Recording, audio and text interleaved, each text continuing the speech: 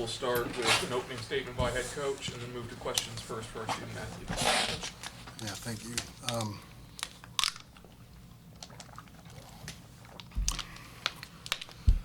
Obviously an incredibly disappointing loss. I mean, if you'd have told me we were going to give up one run and lose, I wouldn't have believed you. Just not a good enough approach offensively. I mean, obviously give Gordon credit.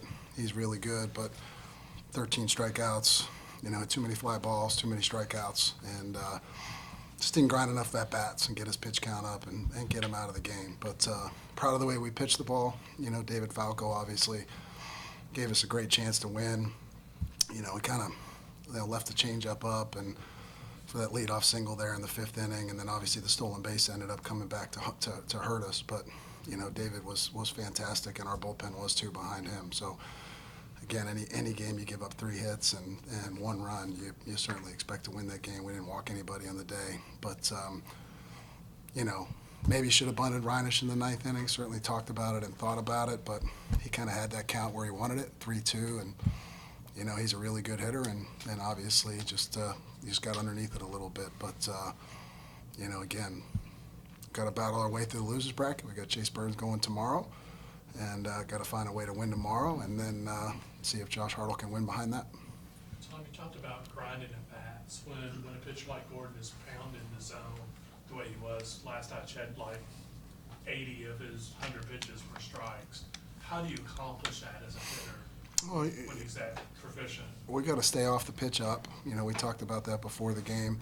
We've got to foul more pitches off. We've got to get above the ball, and we just didn't do that. Again, he had too many quick innings against us, and we just didn't force them to make really any plays. But again, just staying late, getting inside the ball is what you need to do there, and we just couldn't do that tonight. Questions for our student athletes so they can get out and begin their recovery for tomorrow? Antonio, was it difficult to see the ball earlier in the game? The sun was kind of blazing. Yeah, it was kind of like low in left center, but all the batters were talking about it. We kind of just had to make an adjustment on that. We had to kind of like lean our helmet down so we could just block it so we could see the pitcher, but that's pretty much all we could do about that. But we just had to work with what we had. Any other questions for the student athletes? David, walk me through your performance, career high strikeouts. Do you happen to know when your previous career high for strikeouts was? I do, actually. It was College Park Regional versus Wake every year. Yeah, felt good today. Like Coach said, I left the changeup up. Would have liked to get that pitch and maybe one other back. Obviously had a good day, but I wish I could have kept that one less running. Anything else? All right, David, Antonio, thank you. You both are good. Thank you. Let's go to questions for Coach. Coach, what do you know about East Carolina? What do you expect to see in this environment tomorrow? It'll be great.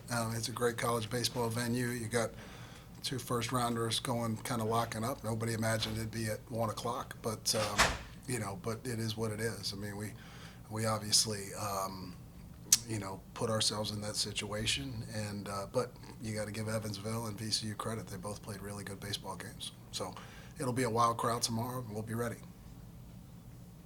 Anything else? What's the key, kind of, I guess, mentally and emotionally to come back from kind of a rotten night at the park to having to turn around and face one of the toughest pitchers in the country?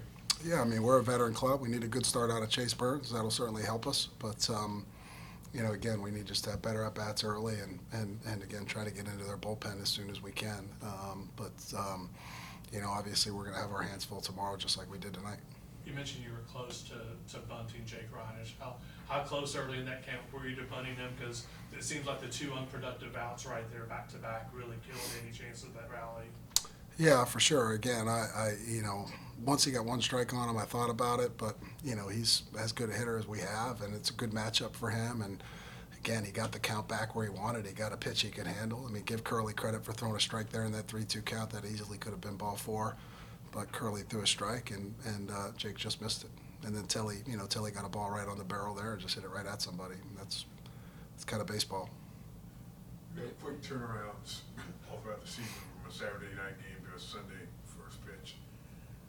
Mentality is different now because this turnaround means immensely more. What's the approach you have to take now that maybe you don't take in March Well, again, I mean, this is season on the line, so, you know, you're kind of burning the boats tomorrow. You know, it's kind of, you know, win or die. So, I mean, our guys know that. They know what's on the line. That we're not going to have to get them excited to play tomorrow. They'll come ready. Thank you, Coach. Thank you. Coach. You head coach Bradley Lipton, student athletes Christian Gordon and Brian Curley. We'll start with a head coach opening statement and then move to questions first for our student athletes. Yeah, appreciate it. You know, what a outstanding college baseball game. You know, this whole year, you know, the whole talk about college baseball has been home runs, slugging. Then we get to a regional and, you know, it's a 1-0 game against a very, very good team. Wake Forest's team, you know, those guys pitched outstanding, especially Falco. We couldn't hit the changeup. We got something going there in the 5th with, you know, Eli let us off, and we manufactured a run. With Coop, ran a hit and run there and put a good swing on it. Really good base running by Jake until just to get back to first, and obviously sack fly. And then, you know, I can't say enough about these two guys right here. Just unbelievable, locked in, fastball command, competitive. When they did have pressure on us, they were in total control, and we talk about it all the time. And you know, these two guys, you know, throw up a 0 against a lineup like that. That's pretty amazing. All right, questions for student athletes? For both of you guys, I mean, it seemed like you're both kind of able to assert your will with the fastball, you know, often tonight against a pretty good fastball hitting team. And what was the key to your success with that? Yeah, so for me, the metrics show that I've got a really good fastball. And so just based off of that, you know, it's going to be a heavy percentage of fastballs for me. And throughout the year, you know, it's shown to prove that that's right. And and Coach Thompson always talks about our game plan and sticking to our game plan and doing what we do best and just executing. So at the end of the day, that's just what we stuck with for me. And then, of course, flip the breaking ball over when we need to certain hitters, keep them off balance. But just really Coach Thompson and his coaching, and every time, you know, we do our scouting reports with him, it's always about just doing what you do best and executing pitches. Just walk me through that 9th inning when the 2 get on, and just what's your mentality after that? In my mind, I'm just trying to stay relaxed. Biggest thing for me for staying calm in those moments is understanding that I've only found my identity in Christ, and that's how I keep my calm. I was repeating, "The Lord is my shepherd" in that inning, and that's something that was able to keep me balanced and just slowing the game down and pitching one pitch at a time. And that's all it is. It's that simple. First enough, so you got pretty juiced up a few times, you know, ending the inning with a strikeout, but especially those matchups against, you know, a guy like Kurtz, for instance. It seemed like you maybe brought a little extra in those matchups. Can you just walk us through the emotions of a game like this and a matchup like that? Yeah, well, you know, when your guys are able to scratch a runner across like they did and be tough like that and put one run up, after that it's just about, you know, going out there and winning the ball game. And so, you know, obviously we know who their better hitters are in the lineup, and Kurtz is a great hitter.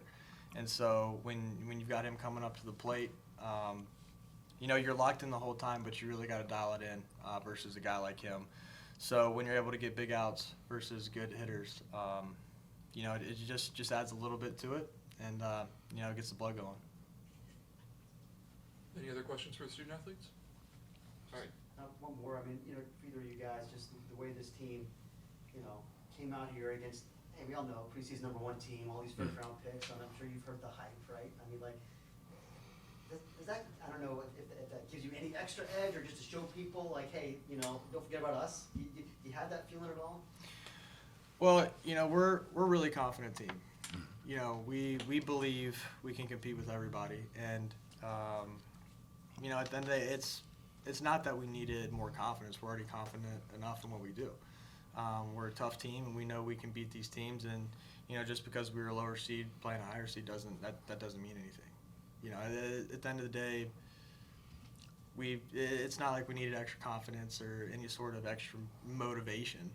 You know, we're a good ball team. We got great players, tough players, and we can compete with anybody. before the game, we just decided that we were going to go out there and we were going to play Ram baseball. And at the end of the day, it's going to win us some games. All right, Brian and Christian, thank you. You're both good to go. We'll go questions for head coach.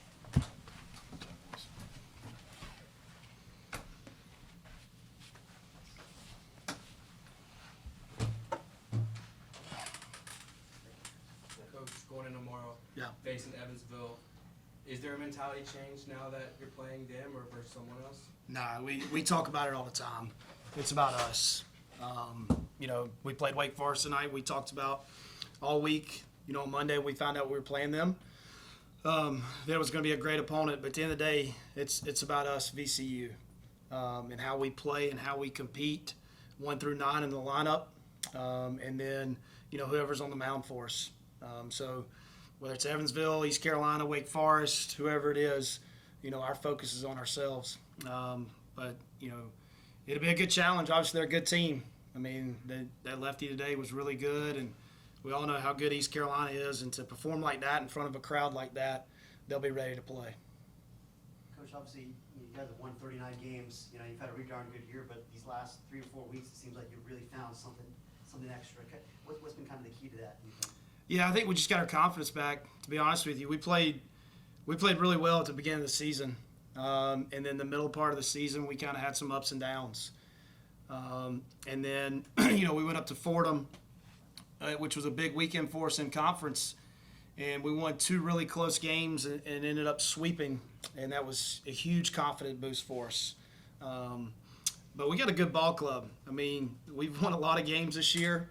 We only lost 2 conference series all year, played a lot of really good schools, and we did that on purpose to challenge ourselves. And we opened up at NC State, played Virginia twice, played Chapel Hill. And the reason we did it because we wanted to challenge ourselves against great teams and good environments so we'd be ready for tonight, and it paid off. What about Christian's, I guess, emergence this year? You know, Yeah. Just looking at the numbers from last year, this year, the walk rate obviously a lot lower. I assume that was a big key. But how were you able to get this potential out of him? Yeah, it's a great question. I mean, he showed flashes last year.